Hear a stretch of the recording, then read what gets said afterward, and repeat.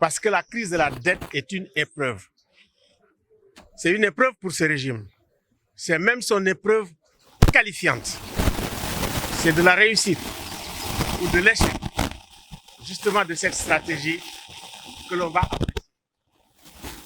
Effectivement, en cas d'échec, ça veut dire que nous ne serons pas les seules victimes, même les prochaines générations pourraient être des victimes.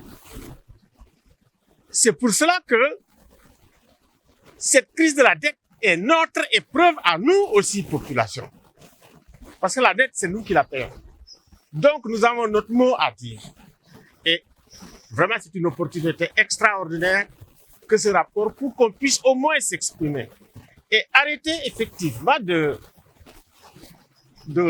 confectionner des politiques publiques, de prendre des initiatives pour nous et sans nous.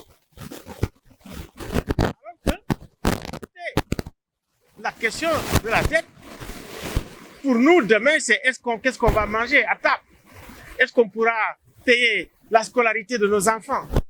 Donc, et là aussi, nous interpellons les institutions financières internationales. Il faut respecter les droits fondamentaux de l'homme, notamment les droits économiques, sociaux et culturels. Ça, effectivement, c'est une très forte recommandation de Amartya Sen et de beaucoup d'autres économistes.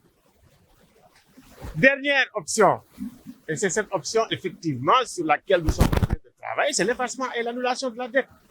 Il y a ce qu'on appelle la commission de Stiglitz, avec des experts qui se sont réunis depuis février 2025 pour étudier comment annuler nos dettes.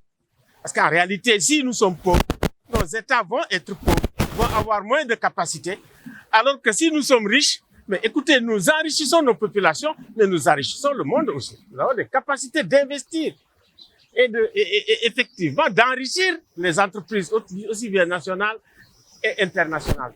Donc, je pense que la question de la dette n'est pas seulement une question nationale, c'est une question régionale parce qu'ils ont soulevé aussi les risques par rapport à l'UEMOA et par rapport à nos banques. Donc, il est extrêmement important de faire un grand débat sur la dette avec les journalistes, avec la société civile, avec les parlements qui sont venus ici et pour dire encore une fois à Martin et à Blaye, merci.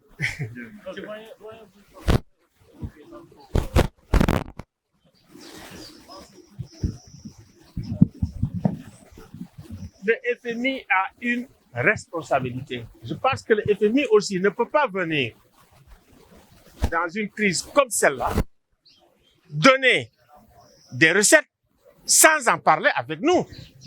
Nous avons notre mot à dire, nous, en tant que population. Il n'y a pas seulement que l'État du Sénégal, mais nous, en tant que population, parce que ça va affecter nos vies. Et donc, nous leur demandons de prendre en compte aujourd'hui la situation des populations, les droits économiques, sociaux et les droits fondamentaux de l'homme dans les négociations et dans le règlement de la dette. Pour nous ici et pour le futur. Ça, c'est un. De deux. Bon, on a parlé de dette cachée. Mais la responsabilité du FMI, de mon point de vue, est totale dans cette histoire. Le FMI ne peut pas ne pas dire qu'il ne savait pas. Et je pense qu'effectivement, il faut en tirer les conséquences aussi. De mon point de vue, de ce point de vue, Sonko a raison. Le FMI nous doit des explications sur le fait qu'il est méconnu, soit c'est par ignorance, soit aussi c'est fait exprès, ça veut dire c'est délibéré. Et de ce point de vue, je pense que ça ne peut pas rester, comme on dit, impuni cette histoire-là. Le FMI nous doit des explications sur ça et le FMI doit nous écouter en tant que population par rapport à la restructuration de la dette. Si jamais il y a restructuration. Maintenant aussi, sur ces choix-là et ces options, parce que le gouvernement ne peut pas venir nous balancer un truc et demain, s'il y a des conséquences, nous dire, écoutez, il y a des conséquences. Je pense que le gouvernement doit discuter avec les populations, consulter les populations sur quelle est la meilleure option et également mobiliser l'opinion pour dire au FMI ou à la Banque mondiale ou aux bailleurs de fonds, écoutez, nous voulons payer la dette, nous allons la payer, mais également il nous faut vivre, il nous faut nous développer, il nous faut investir.